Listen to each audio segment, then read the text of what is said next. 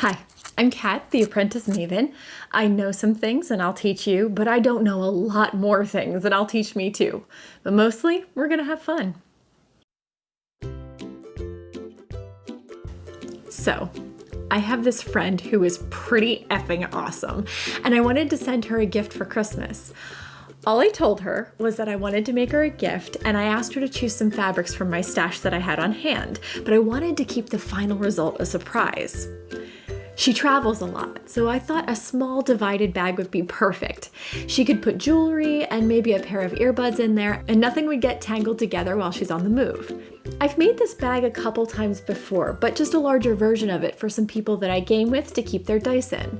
So this pattern is very flexible and very scalable. Here's how I made it. Let's go. The first thing I did was to find two circular objects in my house to trace, in this case, a couple of plates.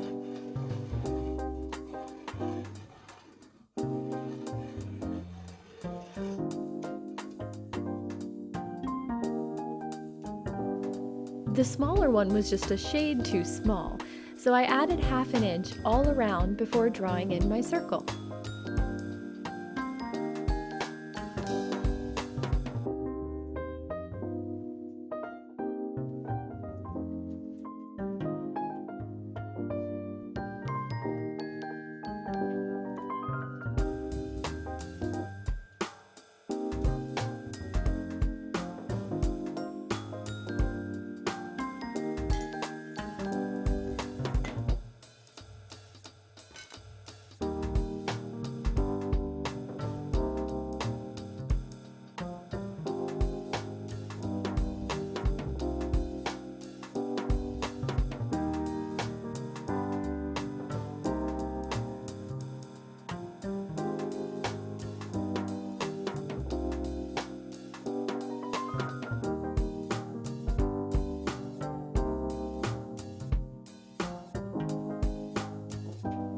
Then I used a rotary cutter to cut both circles out. I chose the smaller one because it works better on curves and circles.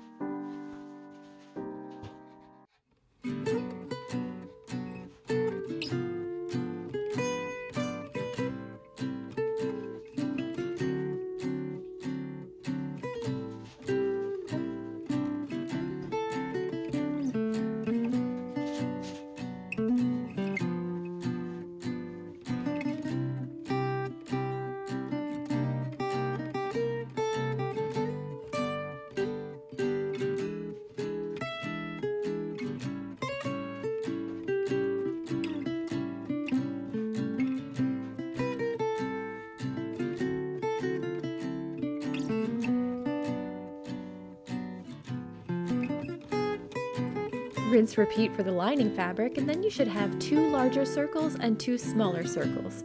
In this case, the blue-green fabric is the outside of both circles and the pink flowery fabric is the inside or lining circles.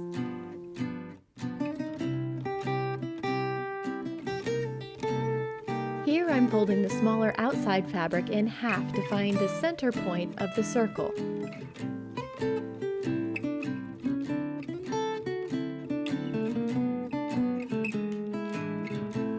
To mark it, I'm using a water-soluble marker that I'll be able to remove later.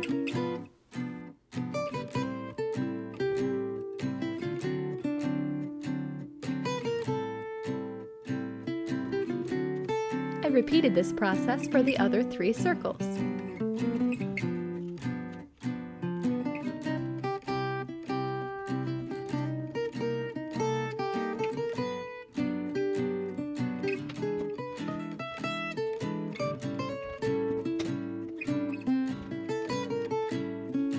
Next, I needed to slit in the larger lining fabric and the smaller outside fabric that I'll later use to turn my circles right side out.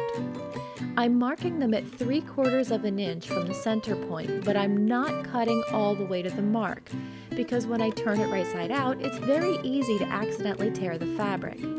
If the fabric tears beyond the marks that I made, then the holes will show on the finished bag.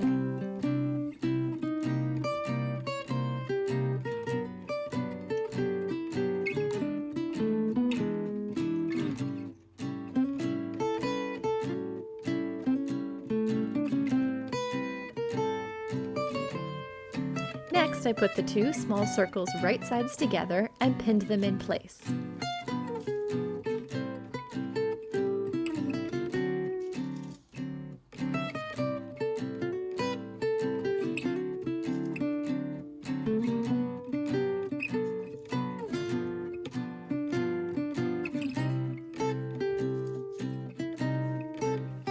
Instead of trying to match one thread to both fabrics, I chose this dark greenish gray color for the outside fabric and a pink color for the inside fabric. I couldn't find the original spool of thread for the pink one, only the bobbin, so I tried to keep the pink one on the bottom whenever possible. The next step was to stitch the two fabrics together using approximately a 1/4 inch seam allowance.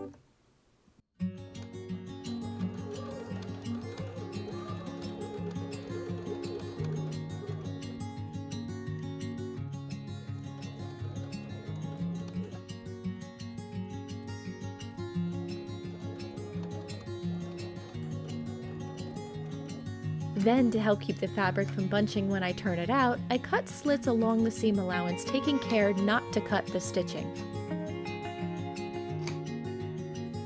Using the slit I made earlier, I turned it right side out, doing my best not to tear the hole any bigger.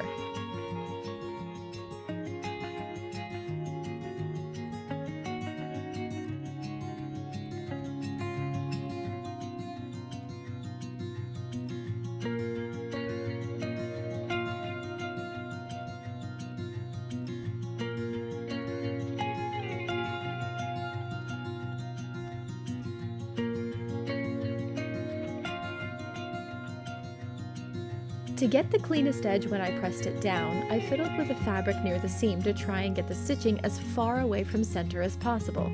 Sometimes rolling the edges of the fabric against each other near the stitching works well, and sometimes you just need to poke the fabric out from the inside. On smaller projects like this, using my hands works well, but on larger ones, you may need to use a dowel or a ruler to reach the edge of the stitching.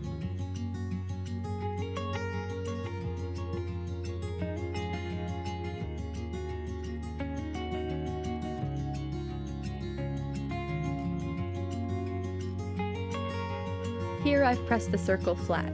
You can see on the outside fabric I took care to press the edges of the hole back to their original position until they're almost invisible.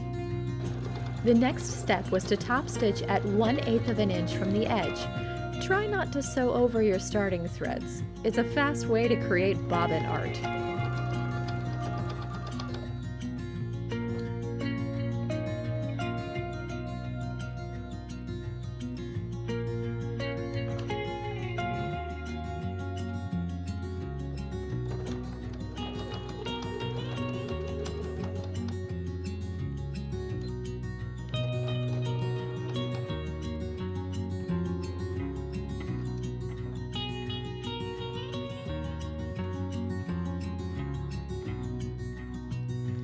I needed to mark the placement for the buttonholes, so after matching centers for the smaller circles and the larger outside circle, I folded the larger one in half to make sure the buttonholes would be directly across from each other.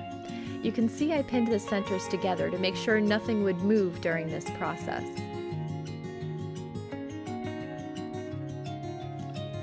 Then I used the same water-soluble marker to draw a line along the edge of the inner circle and a perpendicular line along the fold I made earlier.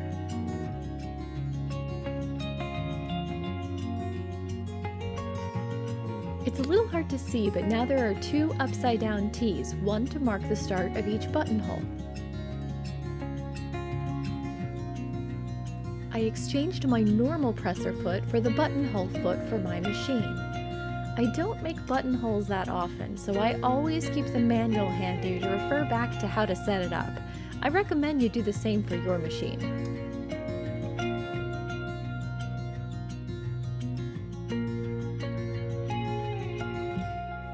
It's also really smart to always do a test run of your buttonholes.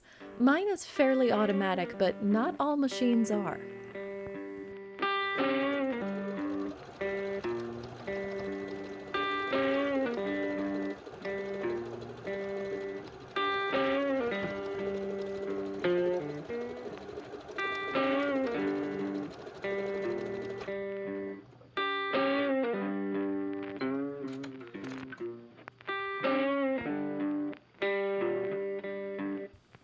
What I did not do that I should have done is place another piece of fabric or interfacing under the buttonholes before stitching them. That would have kept it from bunching and added a little bit more structure to make sure the buttonholes didn't tear or stretch after years of use.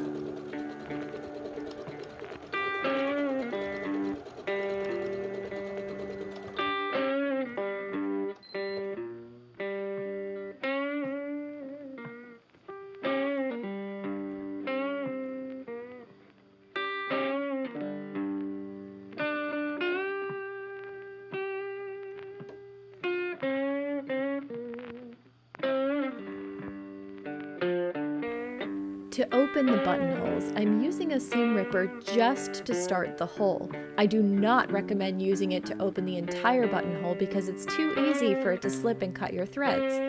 Instead, the seam ripper gave my snips a large enough space to cut the fabric without cutting the sides.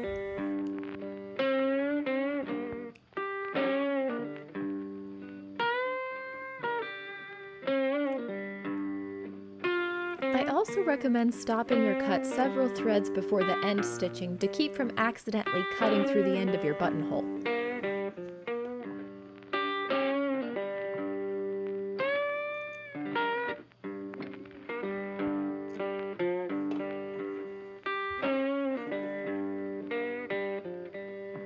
After the buttonholes were created, I pinned the two larger circles right side together.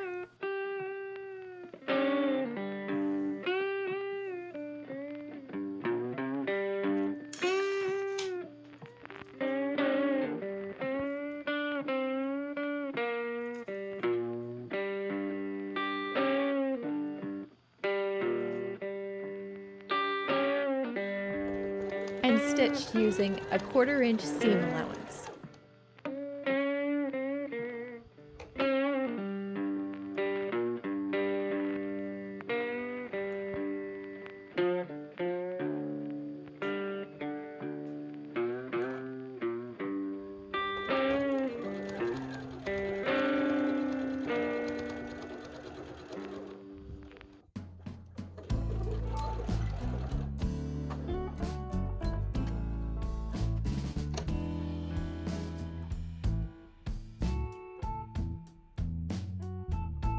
As before, I turned the circles right side out, taking care not to rip the hole open wider.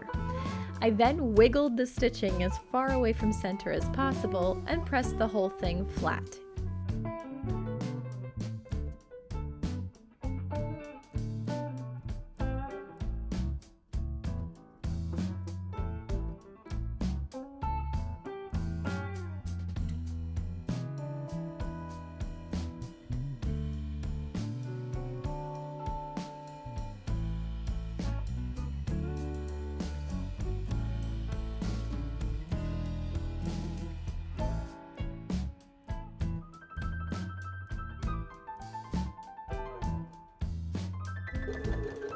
I then top stitched this circle as close to the edge as I possibly could.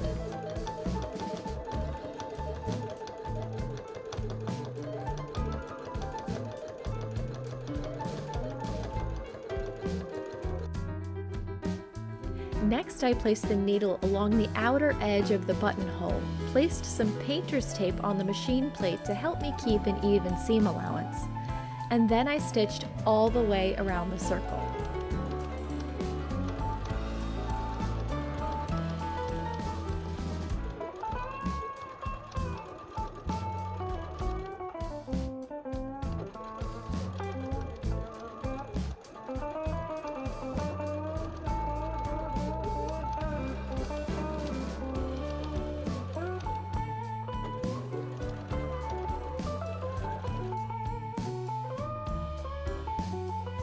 Then I moved the needle and the painter's tape over to the inner edge of the buttonhole and repeated the row of stitching to create the channel for the drawstring.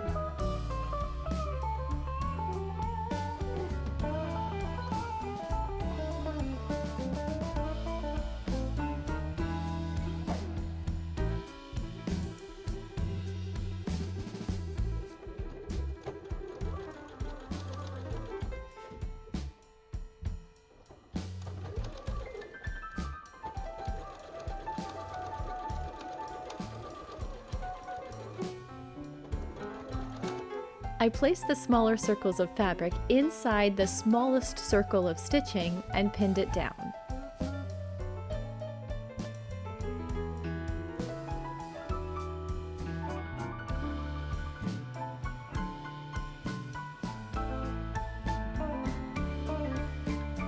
It was at this point that I realized I had forgotten to draw the circle on the smaller liner fabric that I would need to stitch the two circles together and hide the slits I cut earlier.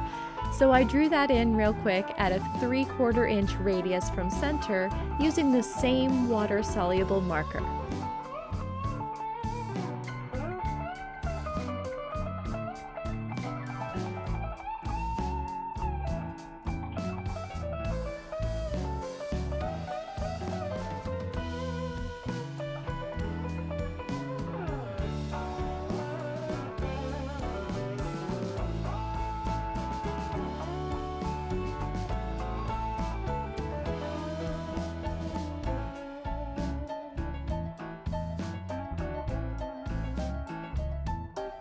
To create the dividers for the pockets, I drew 3 lines across the center of the smaller circle as if I was cutting a pizza into 6 mostly equal pieces.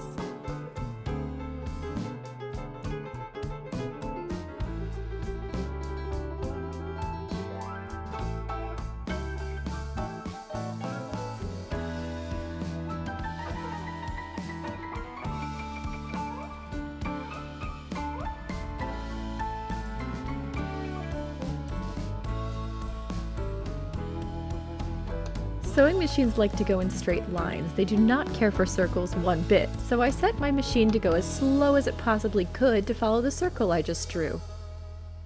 After that, I stitched down the pizza slice lines. This part was stressful because I had to transfer the pink bobbin to the top thread and I was sure I was going to run out. Spoiler, I did not run out.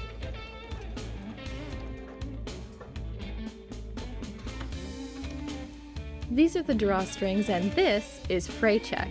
Normally I would have chosen thinner strings with some synthetic fibers in them so I could melt the ends to prevent fraying. But all I had was 100% cotton, which burns but doesn't melt together. Fray check will do that job, so dab it on generously, but make sure you're using it in a well-ventilated room. This stuff reeks. While that dried, I used a damp paper towel to remove the water-soluble markings from the fabric. If your markings ever come back, some more water should do the trick. Ironing while they're still visible could set them, so make sure to remove them completely before pressing. To insert the drawstrings, I attached a safety pin to the end of one of the dried drawstrings and fed it through the channel.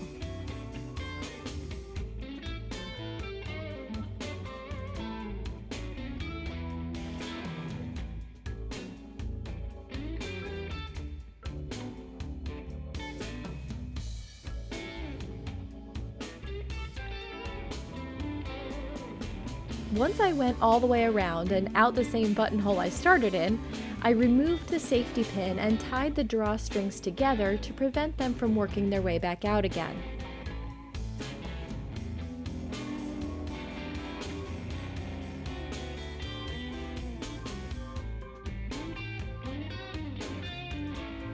Then I evened them out through the rest of the bag as best I could.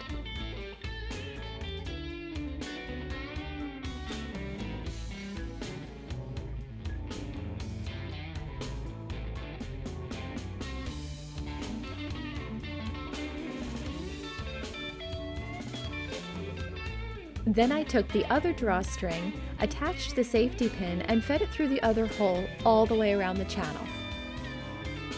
And then it was done! I had made this divided pouch with 7 pockets that I could surprise my friend with.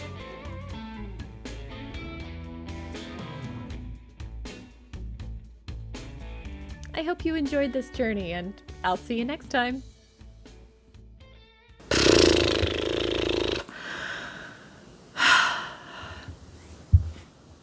She could put jewelry and maybe a pair of earbuds. What? Well, so much for that take.